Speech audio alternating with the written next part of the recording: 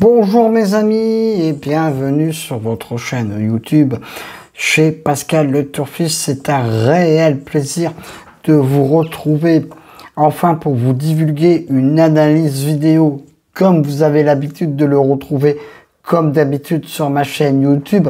Pendant une semaine, vous l'avez vu, j'ai fait mon pronostic en version podcast. Et oui, j'ai eu un très gros mal de gorge, un très gros rhume. Merci pour tous vos commentaires de ce côté-là. Ça revient tout doucement. Mais voilà, j'étais un petit peu malheureux de pas faire ma vidéo comme d'habitude, mais au moins vous avez eu mon pronostic hippique, ce qui est quand même pas si mal que cela. Même si en ce moment, vous l'avez vu, les arrivées de course, c'est pas facile du tout. On l'a encore vu pour notre dimanche 21 juillet, où l'arrivée était le 12, le 1, le 5, le 10 et le 8.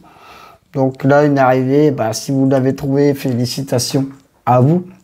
Mais personnellement, j'avais essayé de faire la passe de quelques chevaux.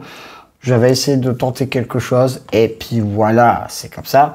Aux courses, il y a des quintés tous les jours. Donc on ne gagne pas tous les jours aux courses épiques. Voilà, il faut savoir le reconnaître de ce côté-là. Alors, c'est parti pour notre lundi 22 juillet.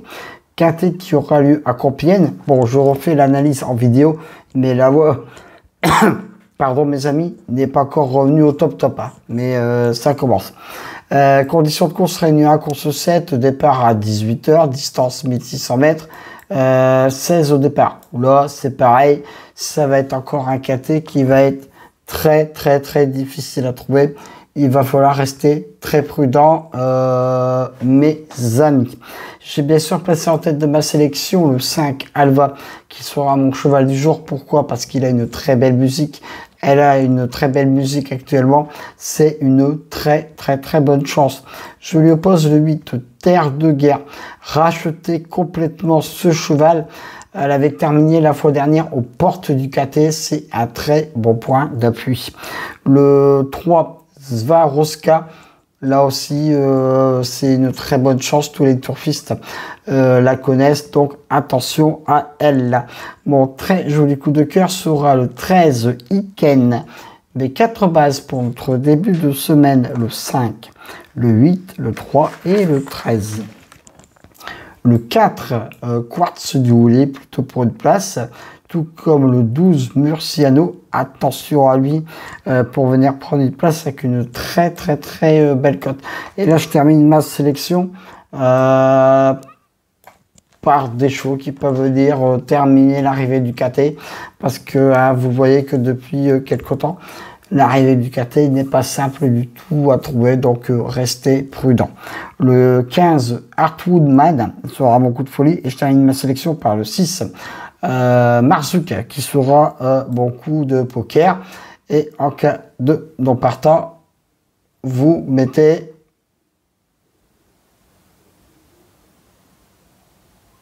le 1 et vous remontez la petite ficelle, évidemment.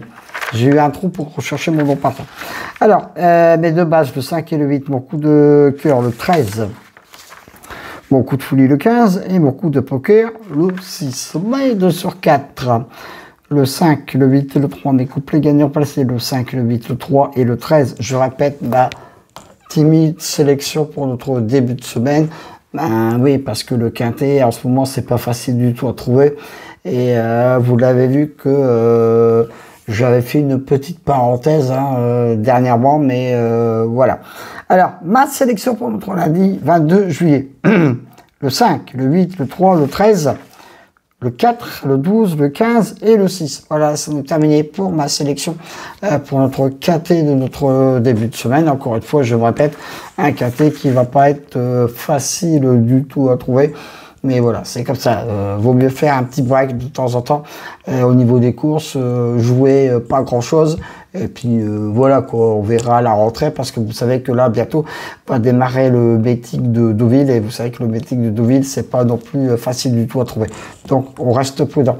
Là, je fais aussi une petite parenthèse que j'avais fait au niveau du podcast la fois dernière.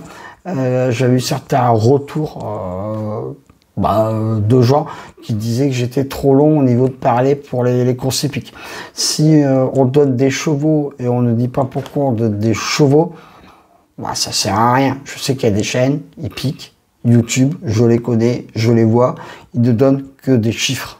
Si c'est pour donner que des chiffres, ça sert à rien de faire une chaîne YouTube. Autant rester tranquillement chez soi, de prendre un bon petit café, de lire le journal, et puis voilà quoi. Moi je fais ma chaîne YouTube, je dis pourquoi je mets tel ou tel cheval.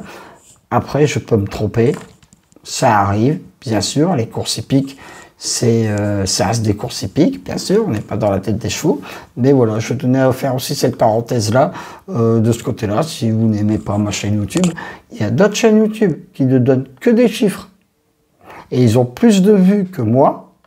Pourquoi, je ne sais pas. Et en plus, ils ont plus de pouces que moi. Alors qu'eux, ils ne donnent que des chiffres. Allez comprendre pourquoi. Mais bon, ça, c'est la nature humaine, mes petits loups. C'est comme ça, on ne peut pas plaire à tout le monde. Allez, sur ce, mes amis, merci quand même pour tous les commentaires que je reçois sur ma chaîne YouTube, bien sûr.